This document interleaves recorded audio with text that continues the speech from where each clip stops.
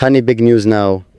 Love is not a lightning strike that excuses you from effort. It is not fate swooping down to absolve you of responsibility. Love is a choice made once and then again and again, especially on the days when the feeling goes quiet, because feeling is easy. It arrives uninvited, burns bright, and leaves when it's bored. But choosing is an act of will. It is waking up next to someone and seeing not only who they are today, but who they are struggling to become. It is deciding that their growth matters as much as your comfort. You learn quickly that love does not protect you from disappointment. In fact, it invites it. They will misunderstand you. They will say the wrong thing at the wrong time with the wrong tone. They will forget what matters to you while remembering something meaningless. And you will do the same. Love is not about avoiding these moments. It is about how you meet them. Do you keep score, stacking mistakes like evidence, or do you remember that you too are learning how to be human with another human? Because imperfection does not disappear just because love is present. It becomes visible. Love shines a light into the corners you hid from yourself. You begin to notice your own reflexes, how quickly you defend, how easily you withdraw, how often you expect abandonment before it happens. And suddenly, this relationship is not just about them, it is about you. Love asks uncomfortable questions. Why does this trigger you? Why does closeness feel unsafe? Why do you confuse intensity with intimacy?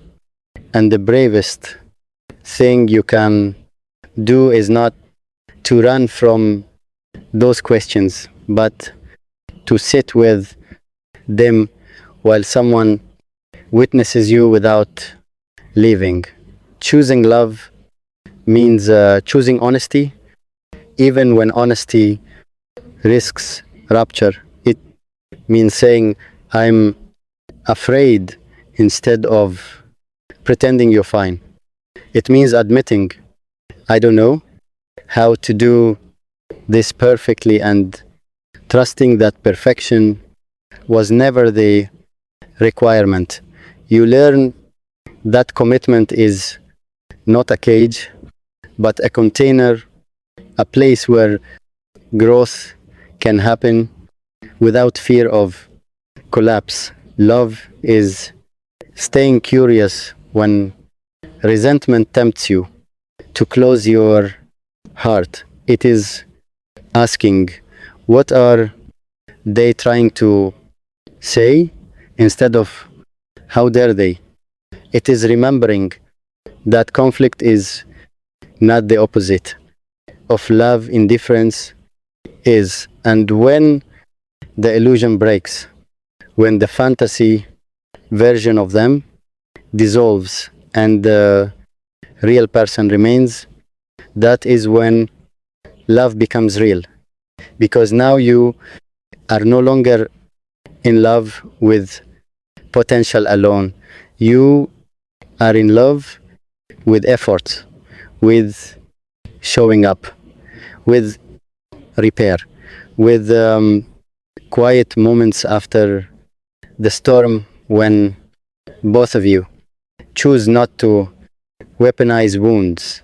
Love is not measured by how little you fight, but by how well you return, how quickly you soften, how sincerely you listen, how willing you are to say I was wrong without needing to win. This is where perfection is redefined. Perfection is not absence of error, it is presence of care. It is the way they notice your silence and ask gently instead of accusing. It is the way they learn your patterns, not to control you, but to protect the connection. And slowly, almost without noticing, you stop auditioning, you stop trying to be impressive, you stop editing your emotions to be more lovable. Because love that demands performance is not love, it is fear wearing a mask. Real love lets you rest, it lets you arrive unfinished, tired, unsure, and still welcome. Choosing love is choosing vulnerability over pride. It is risking being seen without guarantees of safety, and yet that risk becomes the very thing that makes love sacred.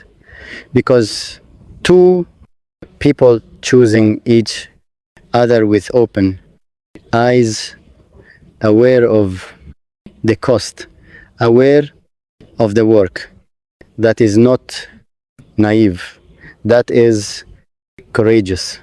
And courage, not perfection, is what sustains love. When romance fades into routine, when passion quiets into companionship, this is where love deepens, not in fireworks, but in faithfulness, in choosing again when leaving would be easier. Love is not about finding someone perfect. We were taught that lie early, wrapped in polished stories and glowing screens, where hearts never stutter and faces never crack under bad light. We were told love arrives complete, like a finished sculpture lifted from marble, no rough edges, no revisions, no fingerprints left behind. But love, real love, never enters a room without its shoes, muddy, its hands trembling, its voice unsure of where to sit. It comes breathing heavily, as if it has climbed a long hill just to reach you. You do not meet perfection. You meet a human, someone with a laugh that comes too loud when they're nervous, someone who forgets to reply not because they don't care, but because caring sometimes overwhelms them, someone who learned survival before they learned tenderness.